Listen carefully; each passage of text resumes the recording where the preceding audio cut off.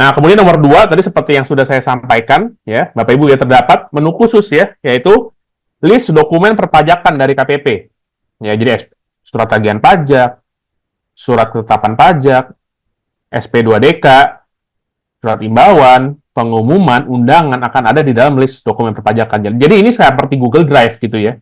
Google Drive yang KPP miliki, dan nanti kita bisa akses bersama-sama gitu. Jadi ini persis seperti Google Drive gitu ya.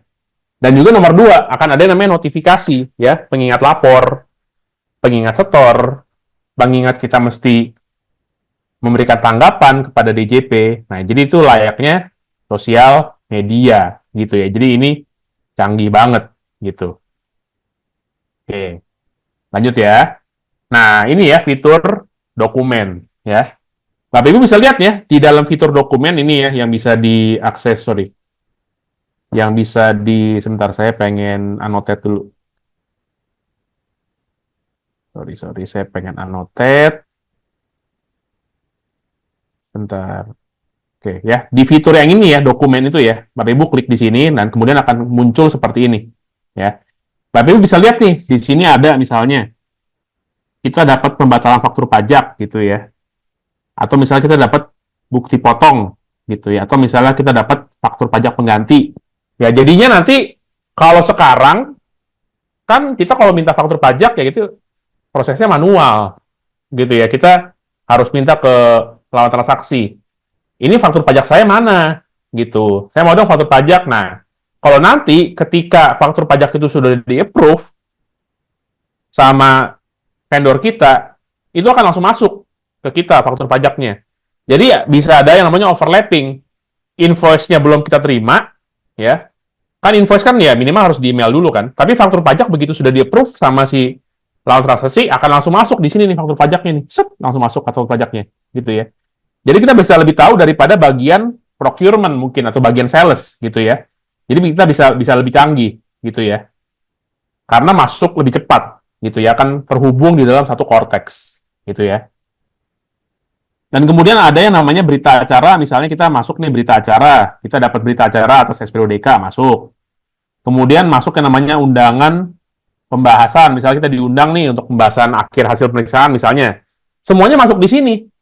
Udah nggak usah tunggu-tunggu lagi surat ya. Dan Cortex ini ya bisa dibilang ini yang paling legit ya. Jadi kalau misalnya Bapak Ibu dihubungin via WhatsApp gitu ya, dan itu nggak ada surat fisiknya dari KPP, itu biasanya penipuan. Kan banyak tuh yang akhir-akhir ini penipuan yang mengatasnamakan DJP. Yaitu kita harus sama-sama waspada ya, hati-hati ya. Tapi nantinya kalau misalnya udah dalam Cortex, semua dokumen perpajakan itu akan ada di dalam fitur yang ini nih ya, fitur dokumen perpajakan ini ya. Jadi mungkin setiap hari kita akan mantengin nih ya fitur ini ya, apakah ada dokumen dari DJP gitu ya, kita dapat surat atau enggak ya, mungkin kita akan mantengin gitu ya. Nah, cuma ini akan sangat-sangat jadi lebih, ini sih jadi lebih, apa namanya, lebih terbuka, lebih transparan. Karena kalau sekarang kan kita harus tunggu STP, kita harus tunggu surat imbauan yang nyampe ke kantor, kalau misalnya tiba-tiba ada kesulitan gitu ya dalam pengiriman gitu ya, atau misalnya error dalam pengiriman, bisa-bisa kita nggak terima gitu. Tapi nantinya ya akan jadi lebih canggih. Ini namanya fitur taxpayer dokumen. Nah, next-nya adalah fitur, bentar. Next-nya adalah fitur notifikasi. Ini ya, fitur notifikasi ya. Ini bisa dilihat di gambar lonceng yang satu ini. Jadi ini layaknya ya kita main Facebook, kita main Instagram, ada notifikasi. Ya, kalau misalnya di Instagram misalnya, si ini likes foto Anda, atau misalnya si ini komen di foto Anda. Ya persis sama kayak gitu. Nantinya akan ada notifikasi-notifikasi khusus untuk perpajakan ya. Misalnya kita dapat undangan pembahasan, dapat undangan pembahasan. Kita bisa lihat tuh, kita bisa lihat view. Nah, mungkin kita nanti bisa lihat, kita bisa download gitu ya. Atau misalnya kita dapat bukti potong, ada yang bikin bukti potong atas kita. Kalau dulu kan bukti potong ini kita harus minta manual. Sekarang bukti potong sudah di-approve, sudah dilapor SPT, masuk nih, langsung di sini. Jadi kita nggak usah minta-minta lagi. Ya. Jadi interaksi antar manusia ya bisa berkurang gitu ya. Tapi ya, artinya human error juga bisa berkurang gitu ya. Jadi kita harus lihat ini dari sisi positifnya gitu ya. Jadi kita harus upgrade gitu ya. Sebenarnya sih ini bagus gitu ya, mengurangi pekerjaan-pekerjaan yang manual. gitu ya. Jadi akan ada notifikasi ya. Jenis-jenis notifikasi juga banyak nih ya.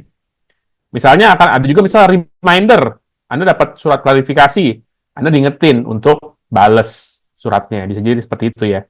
Ada banyak ya, misalnya kita dapat pembatalan faktur pajak, misalnya ada pembatalan retur ya. Jadi notifikasi apapun tentang pajak itu akan ada di sini. Ya, jadi mungkin setiap hari kita akan ngeliatin beginian gitu ya. Kalau dulunya kita liatin sosial media kita, nantinya kita akan lihat sosial media pajak kita gitu ya, pajak perusahaan kita gitu ya. Jadi seru ya.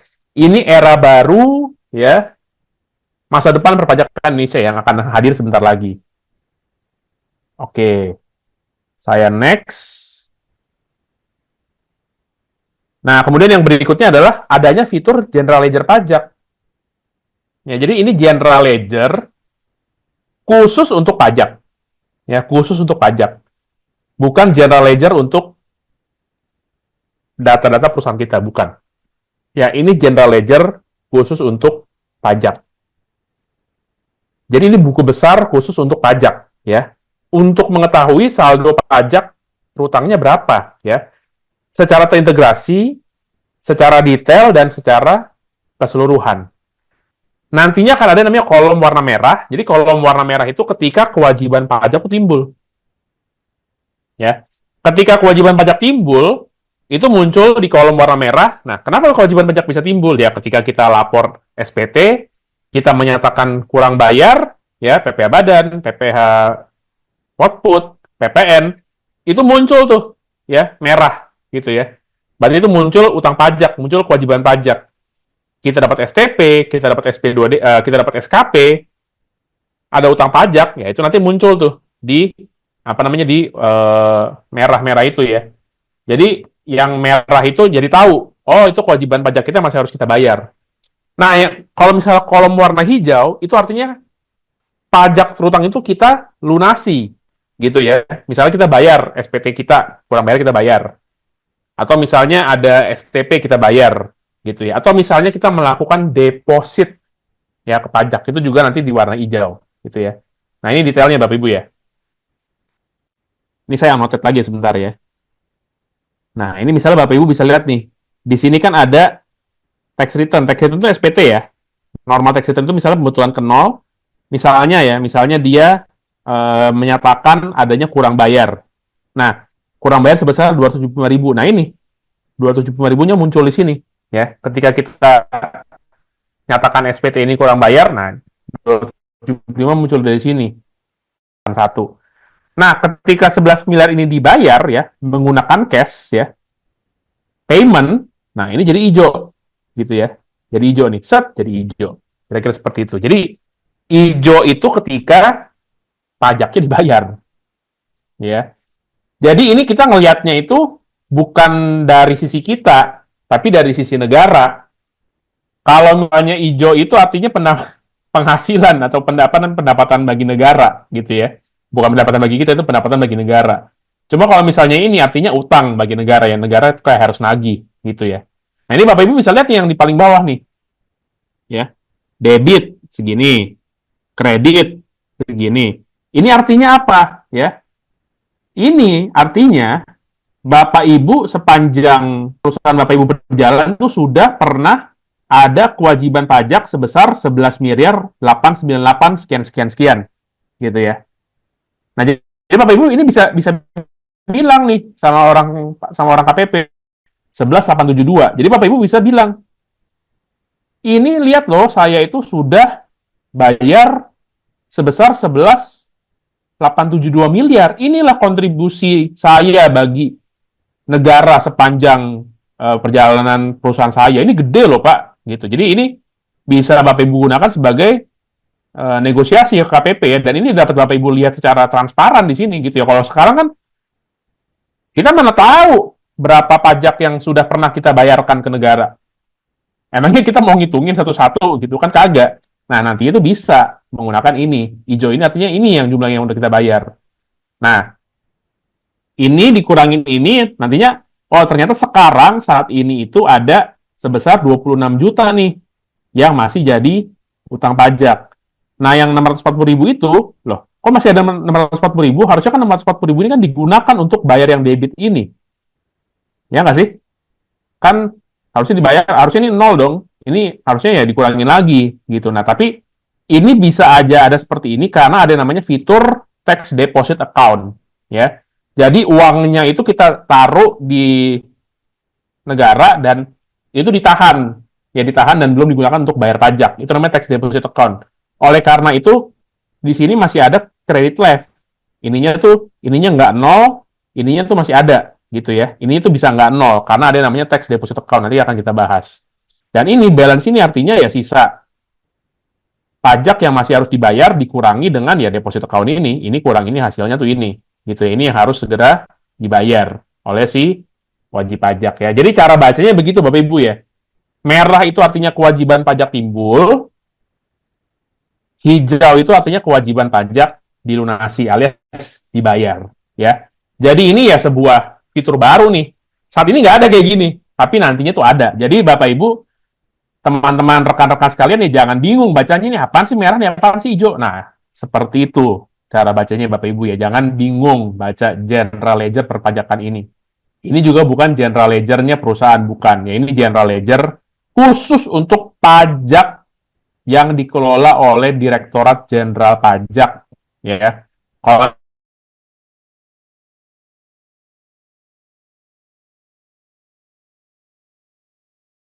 nggak ada di sini, gitu ya. Jangan dikelola. Ini memang pajak, gitu ya. Oke, ini saya clear all drawing dulu. Ya, semoga Bapak Ibu paham. Saya next lagi. Nah, ini ya. Layaknya GoPay, OVO, Dana, nggak apa-apa saya nyebutin merek ya, karena itu udah terkenal juga. Pembayaran pajak itu nanti bisa dideposit dulu, namanya tax account. Dan akan ada KP atau kode akun pajak dan juga KJS, kode jenis setoran baru. Ya, terus untuk deposit pajak ya. Jadi kita tinggal masukin deposit pajak, nah deposit pajak itu ya dikurangi untuk menentukan kita naik ojek, naik beli makan, ya sama kayak begitu, persis sama. Nah, cuma di pajak nantinya akan menggunakan istilah pemindah bukuan. Ya, jadi pemindah bukuan dan 411 618 100 nih ya. Tax deposit, payment for tax deposit saat ini belum dibuka ya, karena kan konteks belum launching ya. Kalau misalnya Bapak Ibu cek di billing ini belum ada. Jadi ini baru nih. 411 618 100. Nah, nantinya ketika kita setor ke sini, kalau misalnya kita pengen bayar untuk misalnya PPh 25, misalnya 411 126 100, itu tinggal dipindah bukukan dari KPKJS ini ke KPKJS yang kita inginkan ya. Jadi menggunakan mekanisme pemindah bukuan ya, alias ya dipakai itu depositnya, dipakai itu saldonya, saldo tax deposit account-nya ya. Ini baru ya Bapak Ibu ya. Ya. Kalau sekarang kan kita bayar pajak ya kita bayar pajak yang terutang ya kita bayar gitu ya. Cuma nantinya pajak itu bisa didepositkan terlebih dahulu ya, persis kayak GoPay, OVO, Dana gitu ya. Nah, mungkin pertanyaan gini, kalau misalnya kita depositkan pajaknya terlebih dahulu dapat bunga nggak? Layaknya kita nabung di bank gitu ya atau deposito. Jawabannya nggak dapat ya. Itu sudah pernah disampaikan juga ya, sudah ada juga pernyataan dari DJP ya. Kita jangan jadikan DJP sebagai ini ya, sebagai tempat untuk menabung gitu, nggak akan dapat bunga juga gitu di sini ya. Itu akan mengendap aja dananya gitu ya.